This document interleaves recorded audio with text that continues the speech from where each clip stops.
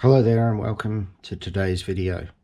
Today I'm going to be talking about my Holden Astra V1S Kyosho. This is going to be a nice quick video. I basically built this car as a bit of a shelf queen. I have driven it once and I will drive it again. One of my goals in building this car was to do a really nice paint job. If you look from far back, it doesn't look too bad, but when you start to look closely at my paint job, you'll see all of the flaws and failures. You can see on anywhere that the body has been flexed, the paint has started to come away. You also see, if you look closely in the corners where I've masked, I've had paint creeping in under the edges. I've got spots of red that have come out through the white. I've got runs, colour bleed.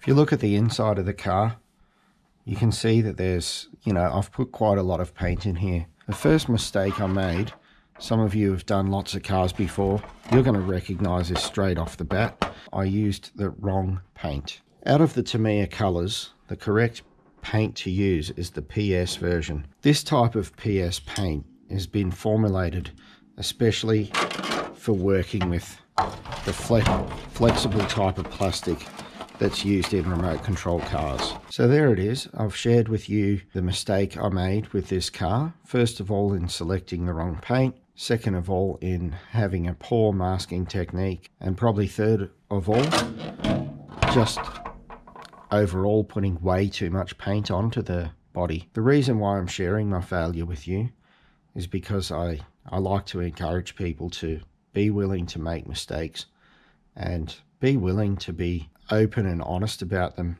I think mistakes are a great learning opportunity. If it goes horribly wrong, like this did, well, then you learn from your mistakes, you find out what you did wrong, and then you try again, which is what I'm going to do.